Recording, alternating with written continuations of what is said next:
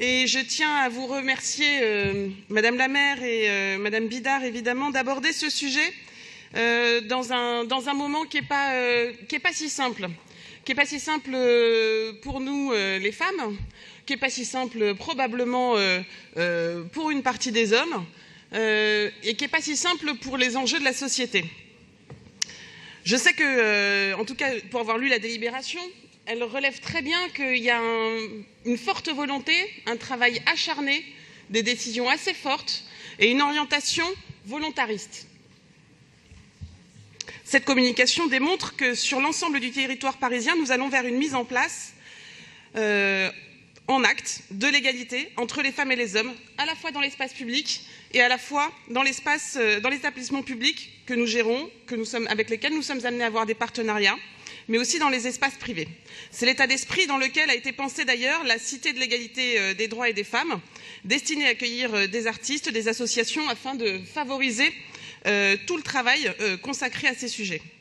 Notre idéal est de trouver à Paris une place pour chacune, pour tous, pour toutes, une cohabitation apaisée des genres, avec une réalisation d'une ville en commun. C'est effectivement le sens des très nombreuses mesures présentées dans cette communication. Toutes, sans exception, vont vers un accroissement de la visibilité des femmes sur l'espace public, vers leur légitimité dans le travail, et notamment dans les postes à haute valeur ajoutée, dans la protection des plus fragiles. Alors, ce n'est pas toujours simple, mais pour ne pas faire d'entre-soi, je vais quand même parler une minute de ce qui se passe dans cette salle.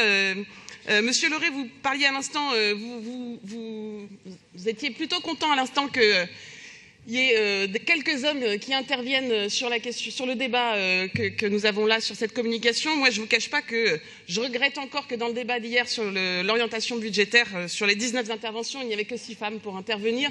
Et c'est un regret que nous devons avoir tous en tête.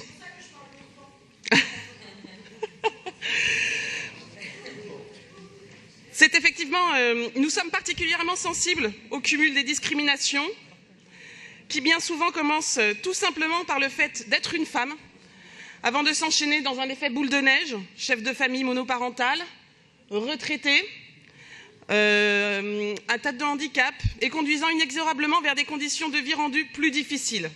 Et à ce sujet, la ville ne s'épargne pas un travail d'introspection et d'autocritique, notamment quant aux conditions de travail de ses propres agents. La mise en acte de l'égalité passe nécessairement par la connaissance et la compréhension de la réalité vécue par les femmes dans leur diversité, dans leurs conditions et dans leur quartier.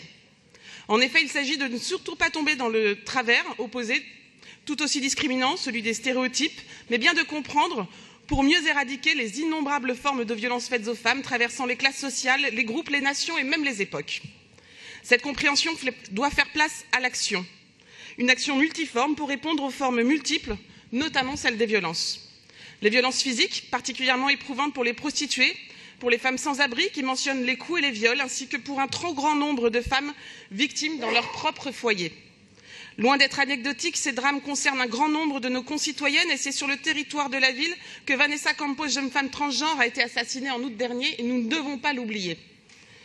Agressions verbales sous forme de harcèlement ou d'insultes incessantes dans nos rues, où que ce soit sur tout le territoire parisien, violences symboliques de toutes sortes, dans des cadres privés, dans des cadres intimes, comme au travail ou dans l'espace public.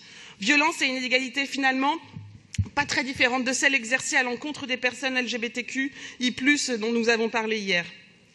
Nous devons de déployer toutes nos forces afin de protéger les femmes et les mineurs victimes de ces violences.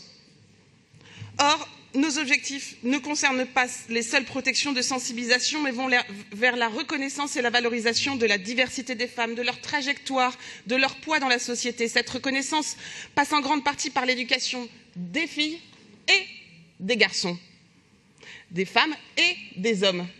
Elle doit se faire sans cesse, tout au long de la vie. Nos revendications s'articulent sur des combats nationaux et internationaux qui mettent les femmes au centre de leur propre vie et de la vie de la collectivité. Nous le savons, les premiers droits remis en question en temps de crise, et nous y sommes, sont les droits des femmes. Soyons à la hauteur de notre ville capitale en traçant les sillons de l'égalité et en soutenant les personnes et les peuples engagés dans la lutte contre le machisme et l'obscurantisme. Je me permets donc d'avoir une pensée pour les femmes qui, aux 4 coins du monde, se battent pour gagner et pour préserver leurs droits. Alors que l'on parle au Brésil de Bolsonaro du retour à des mutilations d'un autre âge, telles que des stérilisations forcées des femmes autochtones, des millions de femmes manifestent contre les violences dans de nombreux pays, notamment encore hier à Madrid. Et c'est en cela que je conclurai pour, je n'en ai aucun doute, vous inviter toutes et tous le 24 novembre prochain à la manifestation contre les violences faites aux femmes partout dans le monde et qui aura lieu aussi dans notre capitale. Je vous remercie. Merci Léa Philippe.